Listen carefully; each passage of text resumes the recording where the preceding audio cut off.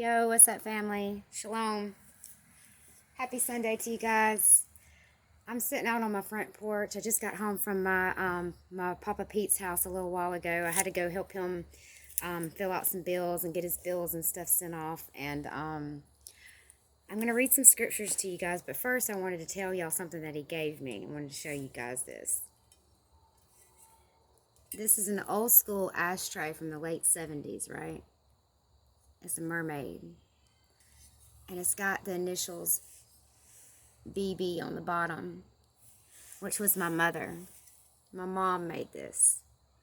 The story back behind this, and what's so crazy about this, guys, is I've seen this in my grandparents' house for years, and I never knew my mom made it. But my mother in Mobile, Alabama, made this. She was in a mental institution or asylum or whatever you'd like to call it. It was shortly after her divorce to her first husband and after she lost my older sister.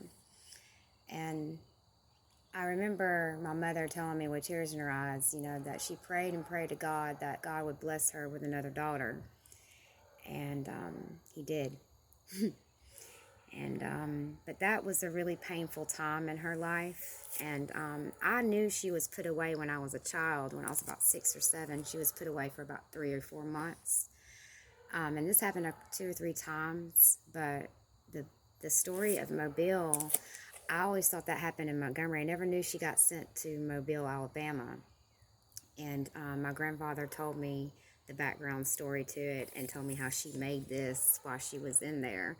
So this just means the world to me. And knowing that I've looked at it for so many years and never knew that she made it, never knew the background story to it, was pretty cool. Guys, I want to talk to you about Jesus when he comforts his disciples. Do not let your hearts be troubled. You believe in God, believe also in me. My Father's house has many rooms. If that were not so, would I have told you that I am going to prepare a place for you? And if I go prepare a place for you, I will come back and take you to be with me. You also may be where I am. You know the way to the place where I'm going. Jesus, the way to the Father, family. Thomas said to him, Lord, we do not know where you are going, so how can we know the way? Jesus answered, I am the way, the truth, and the life. No one comes to the Father except through me. Christ is the only way, family. In Acts 4:12, and there is salvation in no one else, for there is no other name under heaven that has been given among men by which we must be saved. And that's one thing my beautiful mother taught me so many years ago, was about the love of Christ and your salvation. I wanted to talk too a little bit, this may take 2 videos, about the fear of the Lord. I want to do a little bit more of a study with you guys on that. The fear of the Lord is to depart from sin. It's the beginning of wisdom, family. God is always loving and just in all his ways. And also the fear of the Lord can produce faith. I know it did in me.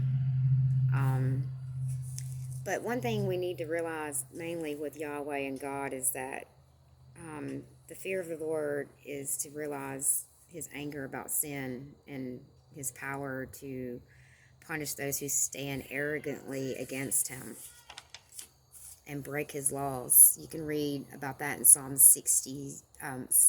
76, chapter, hold on, family, let me get that right. Psalm 76, 7 through 8. And we also learn in Hebrews 10:31 that, it's a fearful thing to fall into the hands of a living God, especially if you're caught on the side that's not on his justice. You're caught on the wrong side of God's justice. There will become a second death. They call it a spiritual death. Let's see, Revelation 21:8, family. There will be a part in a lake that burns with fire and brimstone for these people. Proverbs 8:36. But he who sins against me injures himself, and all those who hate me love death. 2 Thessalonians 1:9. These will pay with the penalty of eternal destruction, away from the presence of the Lord and from the glory of his power. Revelation 2:11. He who has an ear, let him hear what the Spirit says to the churches. He who overcomes will not be hurt by the second death. Matthew 25:30. Throw out the worthless slave into the outer darkness. In that place there will be weeping and gnashing of the teeth. 2 Peter 2:17. These are springs without water and mist driven by a storm, for whom the black darkness has been reserved. James 1:15. Then when lust has conceived, it gives birth to sin, and when sin is accomplished, it brings forth death. Lastly, family, sorry, family, I'm speaking to my neighbors. Hey, how y'all doing? Romans 1:32. And although they know the ordinance of God, and those who practice such things are worthy of death, they not only do the same, but also give hearty approval to those who practice them. And that's a lot like this generation. You know, they do not only want to fall away from God, but they want the people around them, to fall away from the Lord as well, and not have a fear of God. You know, as you can tell, the past couple of years, people fear man and fear the things of this world more than they fear the wrath of God. Why should we fear God, family? The reasons for fearing God are found in many different meanings of the fear of the Lord. Although there are different types of fears, part of our respect and awe is in the knowledge of his wrath and his power. It's all connected, family. But I'll go into depth more. We'll read some scriptures on why we should fear the Lord. And then I'll try to do a study on the elect, family. But remember in James 5:20, let him know that he who turns a sinner from the error of his way will save his soul from death and will cover a multitude of sins. Luke 1:79, to shine upon those who sit in the darkness and the shadow of death, to guide our feet into the way of peace. And lastly, family, I'm going to read Psalms 53. The fool hath said in his heart, there is no God. Corrupt are they, and have done abominable iniquity. There is none that doeth good. God looked down from heaven upon the children of men to see if there were any that did understand, that did seek God. Every one of them is gone back. They are altogether become filthy. There is none that doeth good, no, not even one. Have the workers of iniquity no knowledge, who eat up my people as they eat bread? They have not called upon God. They in great fear, where no